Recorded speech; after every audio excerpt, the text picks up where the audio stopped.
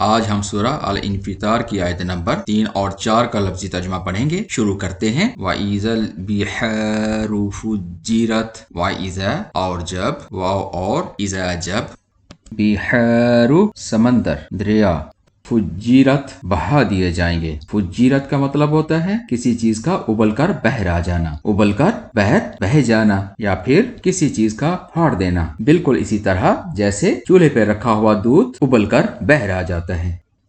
اور اس کے علاوہ کیا ہوگا؟ وَإِذَا الْقَبُورُ، وَإِذَا اور جب، واو اور اذا جب، قبور قبریں، قبر کی جمع ہے یہ۔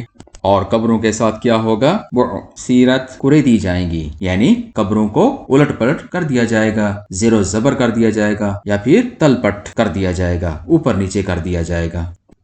اور جب سمندر یا دریا پھاڑ دیے جائیں گے یا پھر بہا دیے جائیں گے، اور جب قبریں کھول دی جائیں گی، یا پھر اور جب قبریں زیر و زبر کر دی جائیں گی، یا پھر تل پٹ کر دی جائیں گی۔ ان آیت کا تعلق اس سے پہلے والی آیات کے ساتھ ہے۔ اس سے پہلے والی آیات میں اللہ تعالیٰ نے قیامت کے ابتدائی منظر کو بیان فرمایا اور ارشاد فرمایا کہ جب آسمان پھٹ جائے گا اور جب ستارے جھڑ جائیں گے۔ ان آیات میں اللہ تعالیٰ نے قیامت کے دن برپا کی جانے والی ہولناکی کے بارے میں مزید ارشاد فرمایا۔ ان دونوں آیات کا تعلق قیامت کے دو مختلف مراحل کے ساتھ ہے۔ پہلے مرحلے کے بارے میں اللہ تعالیٰ نے ارشاد فرمایا کہ سمندر پھٹ جائیں گے یا پھر پھاڑ دیے جائیں گے، شق کر دیے جائیں گے، یا پھر سمندروں اور دریاؤں کو تیز رفتاری سے بہا دیا جائے گا۔ اس کا مطلب یہ ہے کہ سمندر کے کناروں کو یا پھر زمین اور سمندر کے درمیان حائل دیوار کو ختم کر دیا جائے گا۔ ابن عباس رضی اللہ تعالیٰ عنہ کے مطابق سمندروں اور دریاؤں یعنی نمکین اور میٹھے پانی کو مکس کر دیا جائے گا، اور یہ سارا پانی زمین پر پھیل جائے گا،